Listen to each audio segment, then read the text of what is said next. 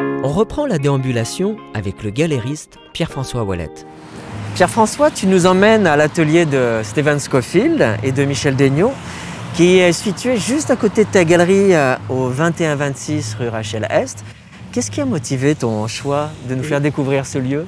Eh bien, Frédéric, on est sur Rachel, à peine à 1 kilomètre de la galerie, et il y a un autre lieu d'art méconnu à Montréal, mais qui s'inscrit dans un tissu urbain de par la vitrine.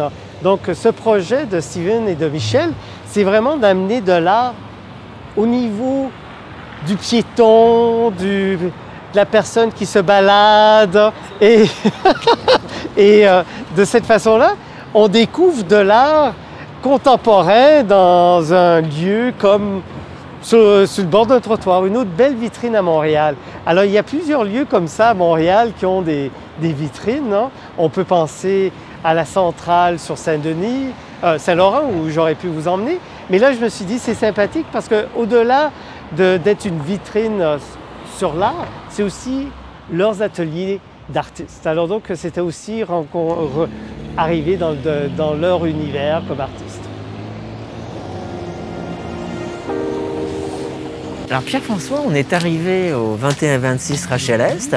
Alors voilà, donc vous êtes devant cette vitrine, une vitrine vraiment de magasin traditionnel à Montréal. Vous avez l'entrée au centre et de chaque côté les vitrines et qui sont utilisées de façon distincte d'une exposition à l'autre. J'ai déjà vu une exposition qui est commissariée par Joyce Yahuda, où là, en effet, c'était que des interventions qui t'emmenaient après ça, qui t'emmenaient sur l'Internet pour découvrir d'autres œuvres. J'ai vu des installations d'œuvres qui étaient plus de nature sculpturale. Et ici, aujourd'hui, on a donc 2 tableaux suspendus, donc pas accrochés au mur, alors qu'il y a des murs de chaque côté. Ils le mettent en face pour que le passant, même la personne qui circule en auto, eh bien, les œuvres qu'ils ont choisies de Catherine Bolduc peuvent vraiment vous arrêter en plein chemin pour essayer de comprendre ce que vous voyez. Alors, je trouve qu'ils font une utilisation vraiment intéressante de ces lieux et c'est pas quelque chose qui était méconnu puisque Art Souterrain, vous avez tellement utilisé ces espaces vacants. Alors qu'ici, c'est pas un espace vacant, c'est un espace de travail, mais dans la très grande générosité de Michel et de Stephen, c'est donner de la place, une autre vitrine à l'art. Allons-y, rentrons. Bonjour, bonjour. Bonjour. Alors, moi, je suis ravi d'être dans votre lieu parce que moi, je pense que j'ai dû passer ces dernières années une centaine de fois devant les vitrines qui étaient commissariées autant par Pascal Baudet, Joyce Yahuda ou Marie Perrault. Et donc, c'est toujours un peu mystérieux de se dire qu'est-ce qu'il y a à l'intérieur de cet ancien commerce. Mais à vous deux, alors, je dis pas ça pour vous effrayer, mais vous cumulez près d'1 siècle de carrière artistique. Vous continuez à être actif et vos projets sont florissants. Qu'est-ce que vous faites pour maintenir cette flamme qui pourtant peut s'éteindre à toutes les étapes d'une carrière? Ça, c'est une bonne question. Mais une sorte de dialogue, un dialogue qu'on a développé depuis des années. Et c'est un dialogue qui a débuté avec nos enseignants, avec les artistes qu'on a rencontrés, avec les amis qu'on a fait. Et puis, ça se poursuit avec de nouvelles rencontres. Et puis, oui, c'est vraiment basé sur un dialogue, je dirais. Ouais. Mais je pense, en fait, l'autre chose à mentionner, c'est que Michel et moi, par exemple, ont été membres fondateurs d'Articule, une galerie autogérée d'artistes. Et c'était une époque où, en fait, il n'y avait pas vraiment tout un milieu, il n'y avait pas toutes ces galeries, ces centres d'art. Il y avait Véhicule, il y avait la Chambre Blanche, il y avait Motivation 5, mais c'était à peu près tout ce qu'il y avait. Donc, en fait, c'était un peu do it yourself, mais c'est cette idée de s'engager avec le milieu. Par la suite, pour moi personnellement, des amis très proches étaient aussi très impliqué dans l'association des droits des lesbiennes et des gays de Québec. Encore une fois, c'est un mouvement qui était au début, c'était des manifs, c'était pas des parades avec des politiciens, c'était vraiment des manifs. On s'inquiétait des descentes dans les bars. Pas que je suis allé dans ces bars personnellement, mais quand même, j'étais là pour marcher, pour protester. Mais c'était, je pense en fait, c'était une période du temps où en fait plusieurs associations ou organismes étaient en train d'être formés. Soit culturellement ou socialement. Et d'une certaine manière, ce n'était pas si difficile de continuer par la suite, où en fait on n'est pas subventionné pour le faire, mais c'est juste cette idée qu'on peut agir dans un milieu, et c'est ça ce qui nous intrigue. Votre atelier est un ancien commerce, donc vous utilisez les vitrines pour exposer des artistes depuis 2003. D'ailleurs, il y a un très beau site internet qui relate un peu toute l'histoire de ce lieu, les différentes expositions et collaborations. Quelle était votre intention derrière cette démarche de diffuseur? Parce que vous diffusez de l'art, c'est en complément évidemment avec votre pratique artistique. Quelle est votre intention? Alors, on était à la recherche d'une maison atelier. Alors, on a trouvé ce bâtiment-là qui était sur le marché en 99. Et puis, oui, alors, quand on a eu ces fenêtres-là, ces vitrines-là qui sont symétriques, en fait, c'est ça qui est fabuleux. Elles sont vraiment symétriques. Et puis, et on s'est dit, il faut absolument qu'on les utilise, qu'on fasse quelque chose avec ça. Et puis, je pense qu'au début, on a commencé à mettre nos objets ou on a commencé à les utiliser un peu maladroitement. Et puis là, soudainement, on s'est dit, pourquoi pas inviter des artistes qui nous intéressent, des gens qu'on voit moins souvent, des gens qui ont envie de faire des projets de vitrine. Parce que le projet de vitrine, c'est une idée, ça, qui date depuis plusieurs années. Les artistes ont commencé à utiliser cette idée-là pour investir les voisinages et puis les bâtiments désaffectés et ainsi de suite. Alors, c'était un peu une idée qui était déjà existante, qui était déjà vivante. Alors, on se dit, on va en profiter, nous aussi. Alors, on va commencer à inviter des gens à faire des montages et à préparer des œuvres pour nos vitrines. Alors, on a fait ça, et puis ça a commencé à décoller. Puis là, on s'est dit, pourquoi pas faire ça tous les 2 mois? Et là, on continue à faire ça tous les 2 mois depuis une quinzaine d'années maintenant. Mm-hmm. Mais je pense, en fait, il y avait aussi un désir de surprendre les gens au début. Je n'ai pas voulu savoir plus que les noms des artistes. Je voulais juste avoir l'œuvre toute seule. En fait, souvent, parce que j'enseigne jusqu'au début de l'année à l'UQAM, et j'ai souvent dit aux étudiants, les œuvres d'art sont des orphelins. Tôt ou tard, ils sont des orphelins. Et j'aimais beaucoup cette idée que l'œuvre est toute seule, s'occuper de lui-même. La preuve, la vaste majorité des œuvres d'art classiques, on ne connaît pas les vrais titres, parce que tous les titres ont été attribués 50 ans, 100 ans, 300 ans plus tard. On ne sait pas qu'est-ce que c'était le titre. On peut deviner plus ou moins le sujet, mais pas nécessairement le titre. Et j'aimais beaucoup cette côté un peu franc et direct. Peut-être c'est une réaction justement à cette idée des textes de démarche et tout. Je me suis dit, on va aller directement, mais c'est aussi souvent les coups de cœur de la part de Michel et moi. Je me souviens des dessins de René Lavaillante que j'ai vus à différents moments, et on avait un vif désir de simplement vivre pendant quelques mois avec ces dessins. C'était vrai pour plusieurs des artistes. Pierre Bourgault, on était à Saint-Jean et on a visité son atelier. Il y avait une toute petite maquette. Et c'est un peu le classique, on était attiré par les choses que l'artiste ne veut pas montrer. On regarde, il voulait nous montrer ce qu'il faisait, mais moi je regardais la maquette qui était dans le coin et je me suis dit, mais ça serait drôlement beau dans les vitrines. Ça a pris du temps pour convaincre Pierre que c'était ça ce qu'on montre et pas la chose qu'il voulait montrer. Mais je pense en fait c'est un peu ces moments-là de vivre avec aussi ces œuvres. C'est quand même un plaisir, et je crois que le plaisir est une partie très importante dans les œuvres d'art. C'est facile à oublier, mais c'est là, c'est important. C'est ça ce qui fait en sorte que les gens continuent après des années. On va faire un peu comme une petite visite guidée de vos deux espaces, comme ça les auditeurs vont imaginer à quoi ressemble le lieu. Donc, Stéphane, on te suit, tu nous emmènes dans ton atelier. Certainement, oui.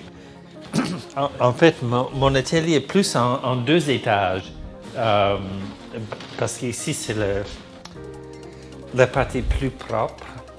Je fais des dessins, par exemple, mais je travaille aussi sur les maquettes ici. Ce n'est qu'une succession de surprises. Hein. On va au sous-sol. On ne pourrait jamais imaginer d'avoir un autre espace.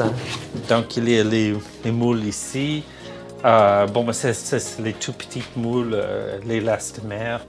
Je travaille beaucoup ici en bas, avec la cire ou la céramique. C'est le rêve de tous les artistes d'avoir un espace de travail aussi organisé, avec tous ces systèmes de scies circulaires, de moulage, de tables, réceptacles. Oui, et le grand avantage, c'est que je ne suis pas grand. Parce que j'ai eu, en fait, un assistant merveilleux, Jean-Pascal Bellemare. Il est beaucoup plus grand que moi, donc systématiquement, il se connaît contre les lumières, mais moi, je suis suffisamment petit pour que je peux marcher partout sans me connaître les tuyaux. C'est vrai que ça doit faire environ 6 pieds de hauteur. Hein. Oui. C'est un peu limite pour les grands étudiants. Dans la demande, il y a la taille qui est indiquée. Oui, mais non, il s'est habitué à l'espace, mais... Alors, je voudrais vous remercier pour votre temps qui a été un temps très généreux, une découverte aussi étonnante parce on fait face à cette façade avec les vitrines et on découvre deux grands trésors. Trésor de toi, Michel Degnaud, et toi, Stephen Scofield. Je vous remercie de nous avoir aussi bien accueillis et on aimerait vraiment repasser pour en savoir davantage. Merci, puis vous êtes bienvenue de repasser, je pense, j'invite. Bon, là, on sort de l'atelier de Stephen Scofield et de Michel Degnaud. Où est-ce que tu nous emmènes, Pierre-François? Eh bien, on va continuer. On quitte Rachel, le plateau, mais on ne s'en va pas très loin parce que c'est vraiment juste au coin d'Ontario et Partenaire. On s'en va à l'édifice Grover, qui est un des hauts lieux de l'art à Montréal, parce qu'il y a énormément d'artistes qui sont encore au centre-ville dans cet édifice. On entend parler beaucoup du déplacement des ateliers dans le nord de Montréal, comme à Chabanel, mais il y a encore des lieux de création au centre-ville. Donc on s'en va à Ville-Marie, dans le quartier de Ville-Marie, rencontrer Dilly Hildebrand. Dans quel genre de famille as-tu grandi, Pierre-François? J'ai grandi dans une famille qui s'est très ouverte sur le monde et ça c'est à cause du métier qu'a fait mon père. Mon père a été du côté de l'administration dans les ambassades canadiennes à travers le monde. Et donc moi je suis né en Afrique, au Cameroun, et dès le jeune âge on a quitté l'Afrique pour l'Amérique du Sud où j'ai grandi aussi au Brésil. Et donc et de là on a fait... bien sûr, entre chaque poste de mon père, on se retrouvait à Ottawa où il était fonctionnaire à Lester V. Pearson, le gros édifice sur la rue Sussex. Mais donc ça nous a amenés au Mexique et aussi à Marseille, à Rome. Et donc je crois que ce que je peux vraiment dire franchement, c'est que ça m'a donné cette capacité à accepter la différence et à comprendre aussi la richesse de la différence. Parce que quand on allait à l'école, eh bien, on se retrouvait avec... On riait, mais c'était comme les Nations Unies dans chaque des classes que j'ai faites. 360 degrés. Comment la pandémie a influencé ton métier? La pandémie a été pour moi un moment où il fallait qu'on se pose vraiment qu'est-ce qu'on faisait. Dans le sens où c'est bien... Je veux clarifier que je ne sais pas comment tu définis ce que je fais, parce que Il y a des gens qui disent marchand d'art, mais moi je ne suis pas un marchand d'art. C'est vrai qu'il faut vendre pour pouvoir payer les comptes, mais avant tout, moi je me vois plus dans un rôle de galeriste, c'est-à-dire où la mise en relation des œuvres avec les gens, mais dans un contexte de présentation. Donc c'est pour ça que la galerie est très importante. Et la pandémie, pour moi, a fait réaliser que si je voulais avoir un espace qui pouvait être viable durant ce moment de la pandémie, il fallait qu'on ait aussi une présence importante sur le monde virtuel qui est l'Internet. Alors pour moi, ça a été le plus gros impact, c'était de comprendre comment on pouvait faire l'expérience de la rencontre de l'art sur place via le médium virtuel. Donc on a ouvert une chaîne YouTube, on a ouvert un compte Instagram, on a fait des entrevues avec les artistes. Ça nous a vraiment obligés de trouver des nouveaux moyens de communiquer avec les gens. Et donc, par exemple, si vous allez sur mon site Internet, il y a une petite vidéo promotionnelle. J'aurais jamais fait ça comme ça, mais on a embauché des experts qui nous ont accompagnés pour qu'on puisse développer une vidéo qui introduit en 90 secondes tout ce que je fais. Alors, ça a été une façon pour nous de repenser la communication.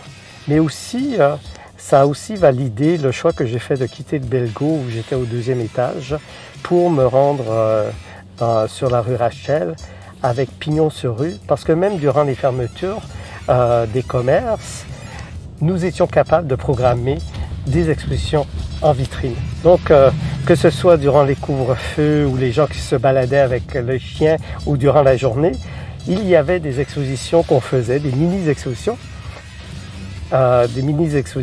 Et aussi, donc, on s'est amusé à faire des expositions avec des liens virtuels. Donc, on a joué aussi la notion du code barre et les gens qui se promenaient devant notre vitrine pouvaient télécharger toute l'information et même entendre l'artiste leur parler. Alors que d'habitude, on n'aurait pas fait une entrevue avec un artiste, mais là, tout était documenté parce qu'il fallait apprendre à communiquer de façon immédiate avec les gens. Selon toi, Pierre-François, quelle est la place de l'art contemporain à Montréal aujourd'hui? C'est une grande question. Parce qu'il faut définir quelle place. Parce que si tu regardes par rapport au tissu urbain, l'art se retrouve partout aujourd'hui. On est vraiment choyé à Montréal par les différents programmes d'art public. Donc, tu te tournes la tête, il y a de l'art autour de toi. Il y a aussi la place de l'art, c'est que c'est au cœur des activités montréalaises. Quand on regarde la fréquentation des musées, c'est vraiment étonnant. Les gens aiment visiter les lieux d'exposition. Alors la place de l'art, je crois qu'elle est importante. Est-ce qu'elle fait partie du quotidien de tout le monde? Je ne pourrais pas le dire, mais il y a ces possibilités d'avoir des rencontres avec l'art contemporain. C'est pour ça que j'essaie toujours de définir les termes. Quelle est la place? Je crois qu'elle est importante. Quelles sont les qualités indispensables d'un propriétaire de galerie? La passion. Encore là, ta question nécessite des nuances parce que on peut avoir des galeries de nature plus commerciale, comme tu peux voir au centre des congrès ou sur certaines rues plus touristiques de Montréal. Et après ça, tu as des galeries qui font un travail un peu plus d'art actuel pointu, disons. Et pour faire ce métier, je crois qu'il faut avoir beaucoup de passion. Parce que ce sont des gens qui sont extrêmement talentueux, qui dirigent ces galeries et qui pourraient faire beaucoup d'autres choses dans la vie. Mais ils ont décidé de se lancer là-dedans à cause de leur amour de l'art.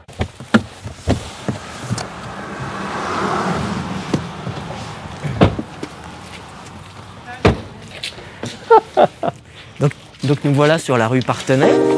Oui, et vous avez de l'autre côté, comment s'appelle le chat des artistes. Le chat des artistes. Ce qui fait une grosse concentration d'ateliers dans le quartier. Oui, et aussi ils ont des portes ouvertes de temps en temps, donc on peut visiter les artistes, les ateliers d'artistes. Ah, ça c'est magnifique. Si on pouvait avoir un petit peu plus de projets de ce genre de façon plus centrale, ce serait extraordinaire. Oui. Hey Dill! Hello! Bonjour Dil! Alors Frédéric! Enchanté! Ravi de te rencontrer, Dil. Oui, c'est ça. Sandra, et là je vais dire Thomas. Là. Salut. Salut. Comment? Thomas. Thomas, c'est bien? Ah oui, et Thomas! Salut. Ah oui.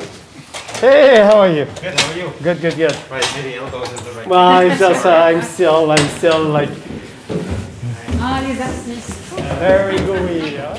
I've been here 10 years, but I've only met the people around me. Okay. Bill, At which floor are you? second. Second floor. Second floor. Yeah. Second floor. But you don't move your works of art through this. No, there's an elevator there. Aha! Yeah, there's a few elevators. Sorry, I'm doing the chit chat, but I think they are going to plug you in. Okay, sure. Oh, you're still recording right now? Yeah, they've been recording Ah, I see. Okay. even the sounds of the plays. Okay, back in. So we're just right here. En parlant du son ambiant, je crois qu'on a vraiment été servi avec l'aspirateur des voisins. Ouh! Et moi, je vais voir des nouvelles œuvres. Allez, après vous. Okay. I love that building. It's nice. It used to be a biscuit factory. Ah, biscuits. Yeah, that's Okay. I was doing some research and Okay. I didn't get the information. Yeah, there's some beautiful photographs in the basement of the old building from, the 30s or something. And it's actually, Jackie Robinson, the baseball player? Well, he used to play at the baseball field. There's a school there now. But you'll also see in the basement of this building some photographs of the baseball diamond as it was before, obviously, the school was built. And there's a memorial on the corner, too, of Jackie Robinson. Dill nous raconte un peu l'histoire du quartier, où le joueur de baseball afro-américain, Jackie Robinson, a joué à la fin des années 40. D'ailleurs, il existe une impressionnante murale à son effigie au coin des rues Napoléon et Saint-Laurent sur le plateau Mont-Royal. He was the first black player. Okay. What in professional a baseball. story. It's unbelievable. Yeah.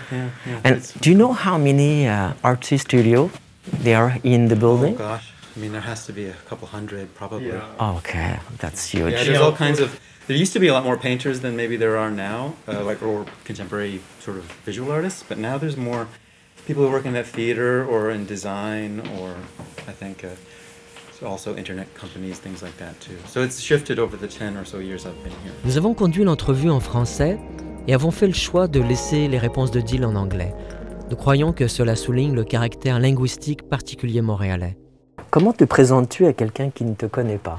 Oh yeah, I was fortunate in the early days to have an artist. I was a student at Concordia in the MFA program, and I had an exhibition in the graduate space.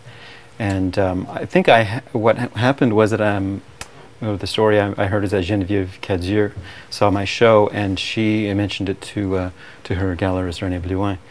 And it was René who actually came to the show. And I remember walking by, he didn't address me directly. I happened to be walking by and I saw him in my exhibition, of course, as an artist.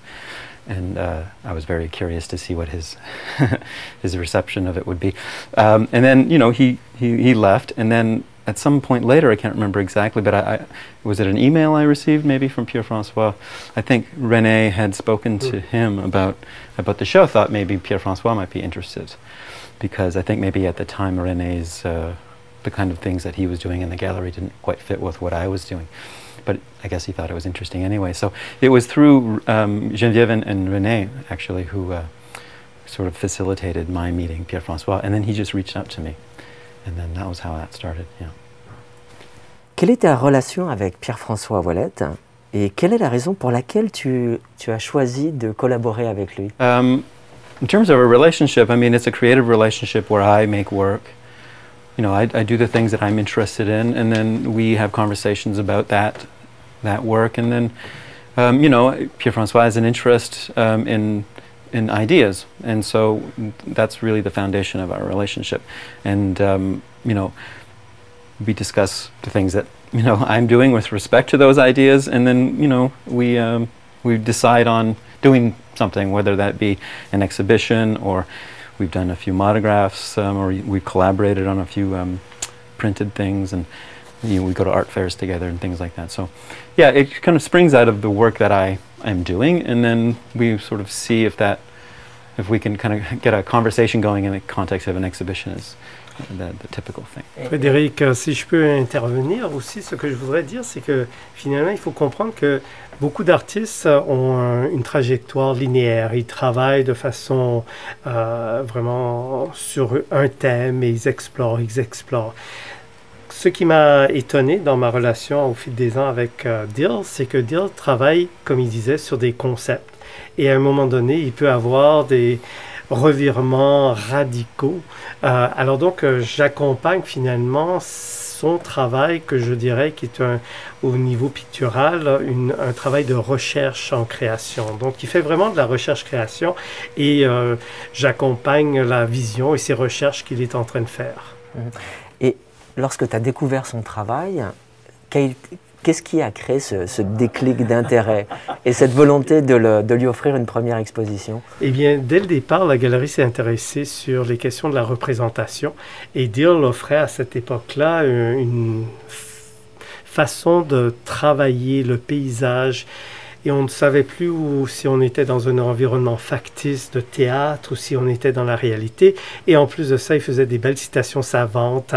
Ce que j'aimais, ces citations savantes faisaient vraiment du clin d'œil au populaire. Parce que, entre autres, et là j'ai oublié le nom du monsieur qui fait de la peinture à la télévision que tu citais. Bob Ross. Ah oui, c'est ça, Bob Ross. Alors, c'était vraiment comme des clins d'œil à la façon de créer de la matière picturale. Et donc, au niveau de la peinture, je trouvais qu'il avait une voix singulière dans le bon sens, où il apportait un regard sur comment représenter cette nature, mais cette nature que l'on voyait surtout à travers le regard artificiel, entre autres, des mises en scène théâtrales. Qu'attends-tu de ton propriétaire de galerie? What do I expect? Absolutely. I don't know. What do I expect? I suppose, you know, I think of Pierre-François as a collaborator in many ways, and so he's a partner. And so in the same respect that you have somebody with whom you share a trust and a vision and all these things, you know, I expect him to sort of try to understand what I'm doing, and you know, and to help me maybe in some circumstances bring, you know, a better expression of those ideas. You know, we also have a sort of a conversation about the ideas, not just about the sort of practical aspects of making art and shipping it around and, you know, putting it up for sale and all these things. So, I mean, you know, for me, my expectations are mostly just about having a collaborator with respect to what happens to my artwork when it leaves the studio.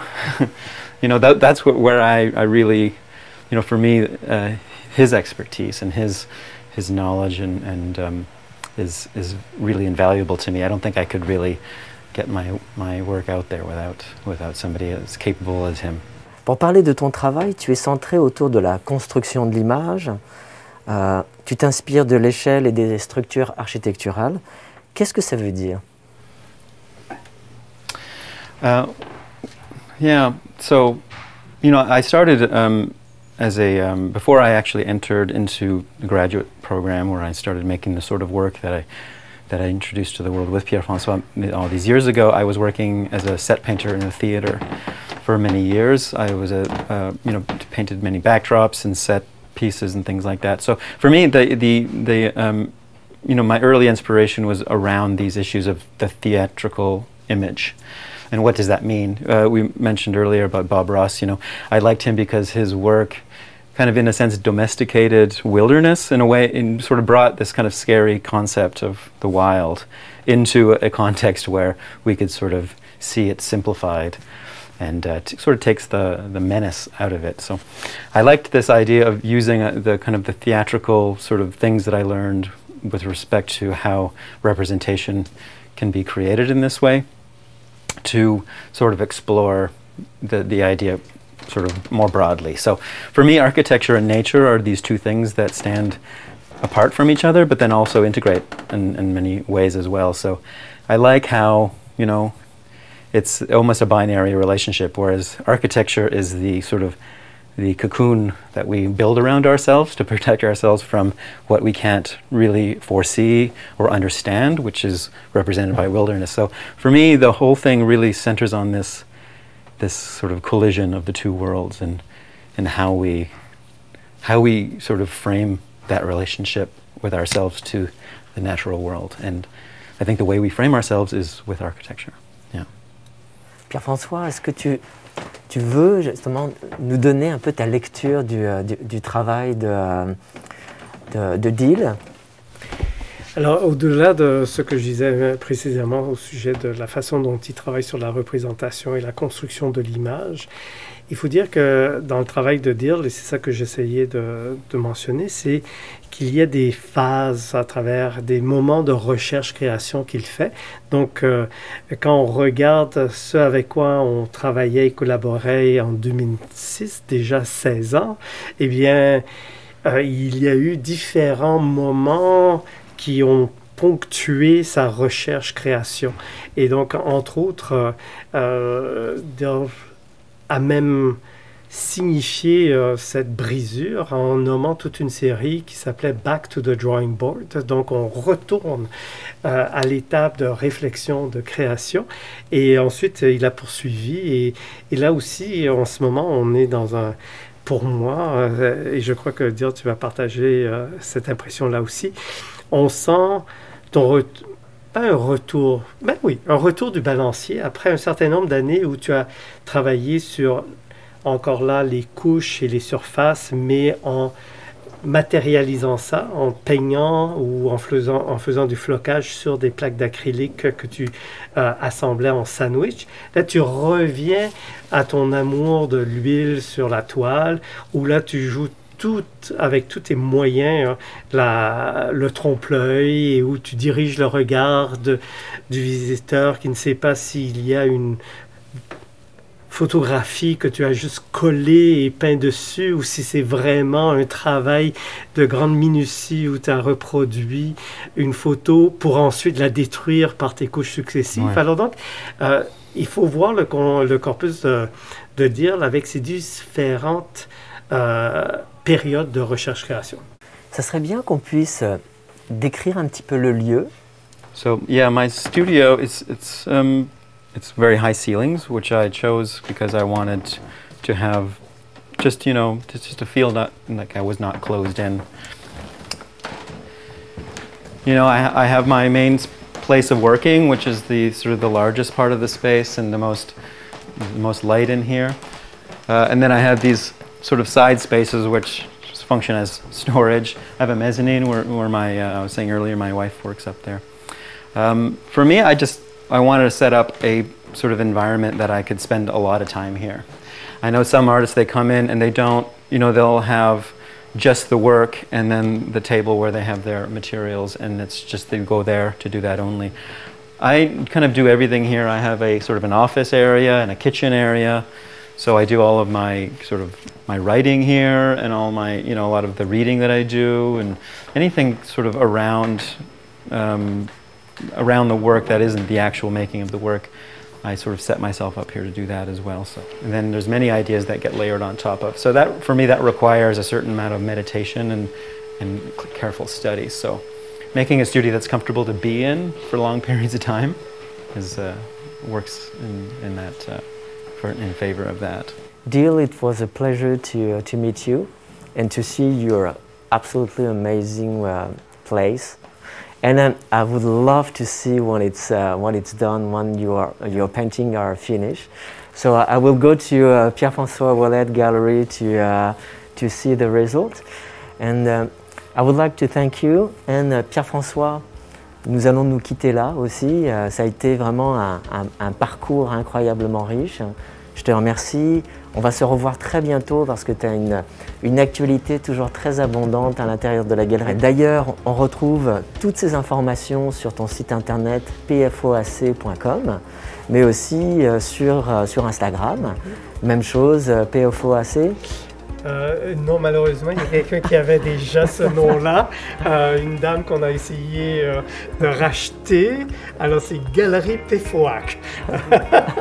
Parfait. Ben alors, ça, de toute manière, on le mentionnera ensuite sur notre site internet. Mais un grand merci pour ce beau parcours et cette présence avec vous. Et on se retrouve très bientôt. Bien, j'aimerais aussi, moi aussi, vous remercier et remercier ton équipe. Hein. Et aussi, pour moi, c'était un plaisir de vous faire partager aussi, pour moi, la proximité des lieux qui m'habitent dans mon monde quotidien, mais aussi dans mon monde de l'art.